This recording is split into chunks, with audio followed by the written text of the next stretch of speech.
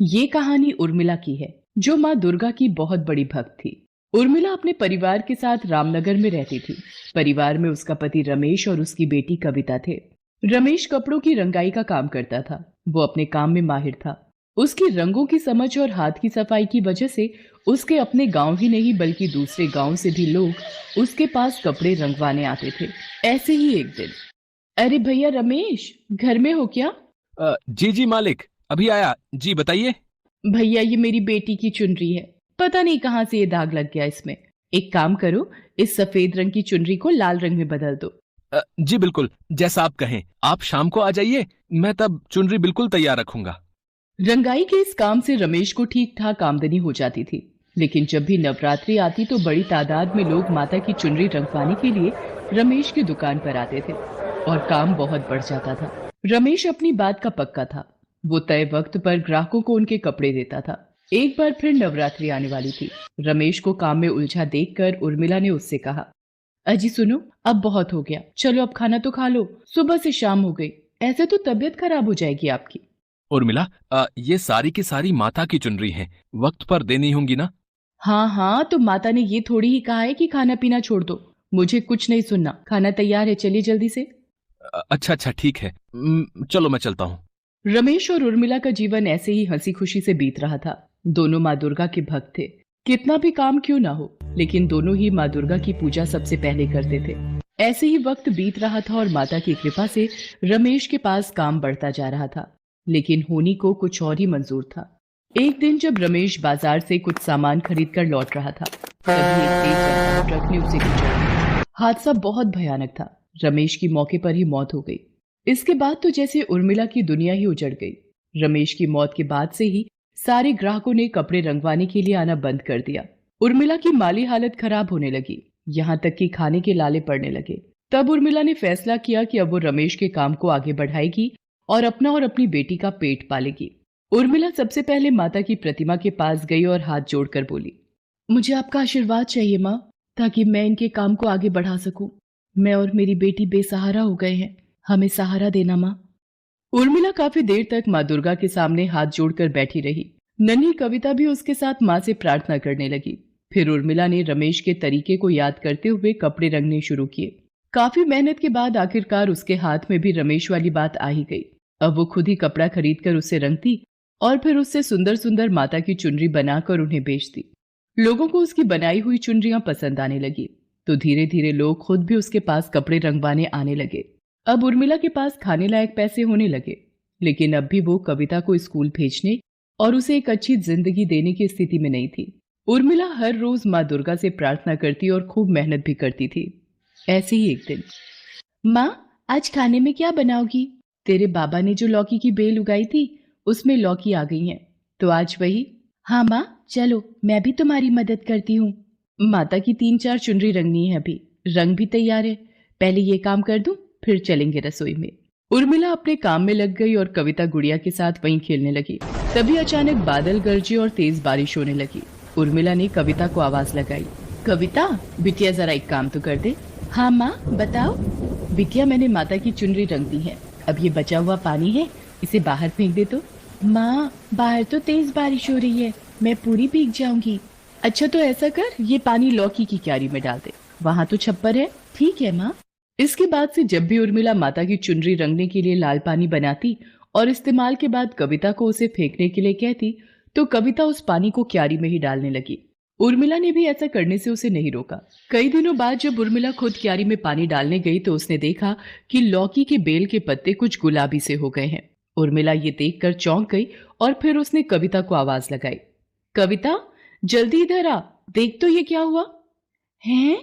ये कैसे हो गया माँ? लेकिन लौकी तो हरी ही है। अरे पगली, जब से दुनिया बनी है तब से लौकी हरी ही होती है, लाल थोड़ी ही होगी। माँ की बात सुनकर कविता जोर जोर से हंसने लगी। फिर दोनों अपने अपने काम के लिए चली गई। कुछ और दिन बीत गए। लौकी की बेल पर जो भी नई लौकी आई अब वो भी लाल ही रंग की थी। ये देखकर कविता और उर्मिला दोनों चौंक गए। बेल बड़ी भी हो गई थी और उसमें ढेर सारी लौकी लगी थी, वो भी लाल रंग की। उर्मिला को समझ आ गया था कि ये सब लाल पानी की वजह से हुआ है। उर्मिला ने वही लाल लौकी पकाई जो खाने में बहुत ही स्वादिष्ट बनी। अब तो उर्मिला खुद जानबूझकर माता की चुनरी के रंग वाला पानी क्यारी में डालने लगी। धीरे धीरे उसकी लाल लौकियों की खबर गांव में फैल गई और लोग उसके घर उन लाल लौकियों को देखने आने लगे। कई लोग तो कविता को अच्छे दाम देकर वो लौकियां उससे खरीदने भी लगे। फिर एक दिन कविता अपनी माँ से, माँ, सारी लौकियां तो बिक गई। हाँ बिटिया, कमाल की बात है ना, इन लौकियों से तो 2 दिन में ही इतने पैसे मिल गए जो कपड़े रंगने पर कई हफ्तों में भी नहीं मिल पाते थे। माँ, क्यों ना हम और लौकियां उगा लें बेचने के लिए। उर्मिला को कविता की बात ठीक लगी। उसने गांव के एक जमींदार से खेत किराए पर लिया और उसमें आखिरी लाल लौकी के बीज बो दिए। कुछ दिन बाद बीज पौधे बन गए और कुछ महीनों बाद बेल, और फिर उसमें लाल रंग की लौकियां भी आने लगी। उर्मिला ने अब भी कपड़े रंगने का काम नहीं छोड़ा था। वो अब भी माता की चुनरी के लाल पानी को ही लौकियों की बेल पर डालती थी। पूरे गांव में अकेला उर्मिला का ही खेत था जिसमें लाल रंग की लौकी उगती थी। लोग दूर दूर से उर्मिला की लाल लौकियां खरीदने आने लगे, लेकिन जमीन के मालिक और गांव के जमींदार को ये बात पसंद नहीं आई। उसने अपने लठैत उर्मिला को डराने के लिए भेजे। ए उर्मिला, सुन, आज से ये खेत जमींदार का है, भाग जा यहाँ से। भाग जाऊं? पर क्यों? मैंने पूरे साल का किराया दिया है और कितनी मेहनत के बाद जाकर फसल आई है। मैं कहीं नहीं जाऊंगी। ए, जुबान मत लड़ा, जमींदार ने कहा है तो सीधे से मान जा, वरना। माँ को धमकी देने वाले लठैतों पर कविता को बहुत गुस्सा आया और उसने पत्थर उठाकर दोनों के सिर पर दे मारा। दोनों के सिर से खून बहने लगा और वो कविता की तरफ दौड़े। तब तक कविता और उर्मिला भी अपने घर की तरफ दौड़ पड़े। कविता को अंदर धकेल कर उर्मिला ने अंदर से दरवाजा बंद कर लिया, लेकिन जमींदार के वो दोनों लठैत दरवाजे को तोड़ने की कोशिश करने लगे। तभी उर्मिला ने वहां पड़े लाल रंग के पानी को देखा। उसने दरवाजा खोला और दोनों की आंखों में माता की चुनरी का वही पानी फेंक दिया। दोनों लठैतों की आंखें जलने लगी। उर्मिला ने कविता की मदद से दोनों को बांध दिया और फिर सरपंच को बुला लिया। देखिए सरपंच जी, ये जमींदार और उसके लठैत मुझे और मेरी बिटिया को मारने आए थे। क्यों भाई, क्यों भाई जमींदार, पैसों के लालच में इतना गिर गए हो कि एक विधवा और उसकी छोटी बच्ची को धमका रहे हो? हैं? जो हुआ पूरे गांव ने देखा, ये बिल्कुल भी ठीक नहीं है। अरे मैं तो गांव की भलाई के लिए रोक रहा था। ये बड़ी चालाक औरत है सरपंच जी। आप ही बताओ, भला लौकी भी कभी लाल हुआ है? इसने कुछ गलत मिलाया होगा बीज में या फिर मिट्टी में। लोग भी इससे खरीद कर लौकी खा रहे हैं, कहीं बीमार पड़ गए तो। नहीं नहीं सरपंच जी, ये बिल्कुल भी सही नहीं है। मैंने कुछ गलत नहीं मिलाया है। ये सब माता रानी की कृपा है। उनकी चुनरी रंगने के बाद जो लाल पानी बचता है वही डालती हूँ मैं अपनी फसल में। देखा, देख लिया ना, अब खुली ना इसकी पोल। लाल रंग का पानी डालती है तभी तो लाल होती है लौकियां। अरे कोई चमत्कार वमत्कार नहीं है। मैं तो कहता हूँ सरपंच जी, शहर से जानकार लोगों को बुलवाकर जांच कराओ इसकी लौकियों की। पता नहीं खाने लायक भी हैं या नहीं, और कई लोग तो खा भी चुके हैं। सरपंच को जमींदार की बात ठीक लगती है और अगले ही दिन वो शहर से कुछ जानकार लोगों को बुलवाता है। उर्मिला की लाल लौकियों की जांच के बाद कृषि वैज्ञानिक सरपंच से कहते हैं, सरपंच जी, ये तो कमाल ही हो गया। ये लौकियां सेहत के लिए खराब नहीं बल्कि बहुत ही फायदेमंद है।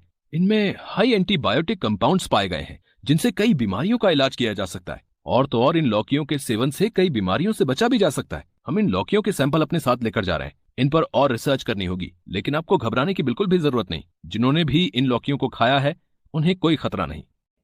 कृषि वैज्ञानिकों की बात सुनकर हर कोई दंग रह जाता है, खास तौर पर जमींदार। उसके पास अब कहने को कुछ भी नहीं बचा था। सरपंच बहुत खुश थे। वो उर्मिला से कहते हैं, बेटी, माता रानी की असीम कृपा है तुम पर, वरना हर किसी के घर ऐसा चमत्कार नहीं होता। मेरी इच्छा है कि माँ दुर्गा के इस आशीर्वाद को तुम पूरे गांव के साथ बांटो और गांव के बाकी गरीब किसानों को भी लाल लौकी उगाना सिखाओ। क्यों नहीं सरपंच जी, मैं जरूर ऐसा करूंगी। उर्मिला ने दूसरे किसानों के साथ मिलकर पंचायत की बड़ी जमीन पर लाल लौकी के बीज बो दिए। उर्मिला के पास माता की लाल चुनरियों के पहले से भी ज्यादा ऑर्डर आने लगे। उर्मिला और कविता के दिन भी बदल गए थे। पैसों की उन्हें अब कोई कमी नहीं थी। कविता अब एक अच्छे स्कूल में पढ़ती थी और उर्मिला अब पहले से भी ज्यादा मेहनत कर